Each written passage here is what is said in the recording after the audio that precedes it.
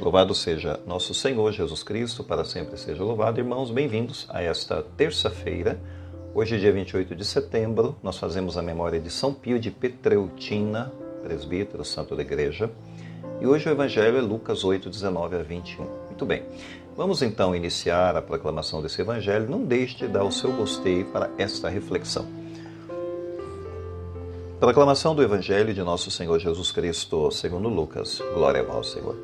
Naquele tempo, a mãe e os irmãos de Jesus aproximaram-se, mas não podiam chegar perto dele por causa da multidão. Então anunciaram a Jesus: tua mãe e teus irmãos estão aí fora e querem te ver. Jesus respondeu: minha mãe e meus irmãos são aqueles que ouvem a palavra de Deus e a põem em prática. Palavra da salvação. Glória a vós, Senhor. Bem, caros irmãos, vamos então fazer a reflexão para esse dia desse Evangelho, no dia em que celebramos São Pio de Petreutina, e vale a pena a gente mencionar um pouco a memória desse grande sacerdote da igreja, que nasceu em 1887 e morreu em 1968, era um capuchinho italiano. E a sua vida, de fato, foi praticamente uma espécie de evangelho vivo. E o que se destaca na vida de Padre Pio, de uma forma bastante resumida, primeiro os estigmas. Ele carregava consigo as chagas de nosso Senhor Jesus Cristo nas mãos, nos pés e a chaga também do lado. E durante 5 décadas, praticamente quase 50 anos, ele conviveu com as chagas, com os estigmas, que de fato era um sinal da sua comunhão com Cristo e com seu sofrimento pelas almas, pela salvação do mundo. Outro fenômeno que se destacava na vida de Pio era o fenômeno da bilocação, que é esse espantoso fenômeno da pessoa estar em 2 lugares ao mesmo tempo. E ao mesmo tempo a leitura dos corações, porque ele conseguia ler as almas, o que é também um raro dom. Quanto à bilocação, sim, muitas pessoas testemunharam esse fenômeno durante a vida dele estar em 2 lugares ao mesmo tempo, mas sobretudo essa capacidade impressionante de ler a alma, de ler as pessoas, de ter o conhecimento de seus pecados, de suas angústias, dentro do confessionário. Ele conseguia ler, mesmo que a pessoa eventualmente esquecesse de falar algum pecado, ele era capaz de ler e saber exatamente o que a pessoa ou havia esquecido, ou até mesmo o que a pessoa estava omitindo, se fosse uma coisa intencional. Então era a capacidade da leitura do coração, que é um dom impressionante. De fato, ele fundou também uma casa na Itália, a Casa Solievo, que é a casa do alívio do sofrimento, um hospital, na verdade, muito moderno, muito equipado, para ajudar as pessoas em suas enfermidades.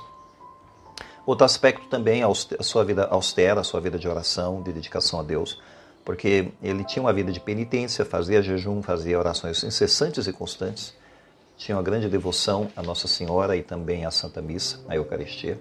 De fato, Padre Pio, a gente pode dizer que era um sacerdote apaixonado pelas almas e também por Jesus. E era um farol, sem dúvida nenhuma, um grande farol de Deus para esse mundo, um farol de fé, de esperança e caridade. Indo então ao Evangelho hoje, nós temos uma brevíssima passagem de Lucas capítulo 8, em que aparecem em cena a mãe e os irmãos de Jesus que querem ver o Senhor. Bem, à primeira vista, Jesus ele parece rejeitar essa visita da sua família, porém, na verdade, tem um sentido mais profundo, porque Cristo, nesse momento, ele está expandindo o conceito de família. Ele usa esse momento da visitação da sua família para, na verdade, dar um ensinamento sobre o verdadeiro conceito de família. Pois o conceito de família que Jesus nos dá hoje é esse conceito de família espiritual. E Jesus não desconsidera sua mãe. Nessa família espiritual, provavelmente, é certo que a sua mãe está em primeiro lugar.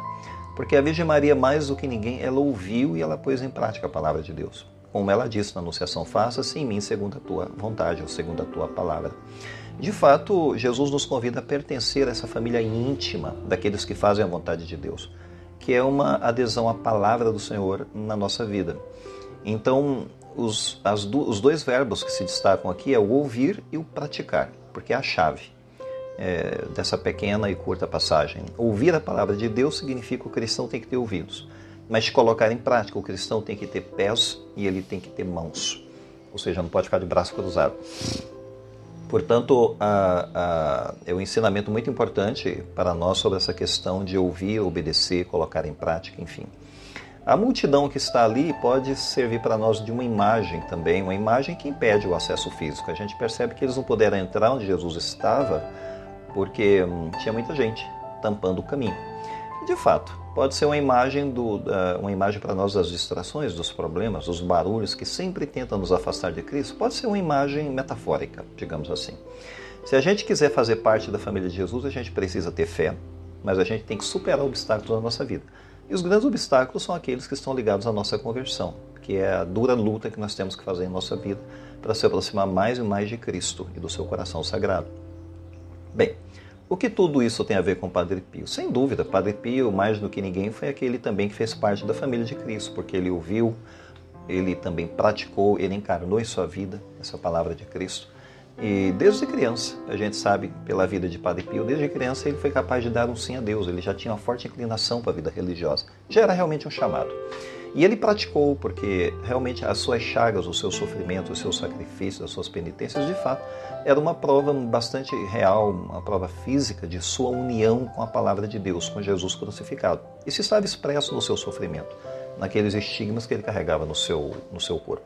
E sem dúvida, o hospital que ele fundou também, e o próprio confessionário, que era um local em que ele expressava a misericórdia de Deus para as pessoas, são sinais visíveis, né, da sua caridade intensa para com as almas deste mundo. Bem, para nós hoje, caros irmãos, a gente pode tirar como lição ouvir com atenção a palavra de Deus e depois praticar com amor aquilo que nós ouvimos. Nós temos que pedir essa graça, claro, a Deus.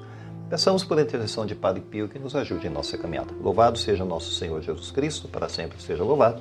São Pio de Pietrelcina, rogai por nós.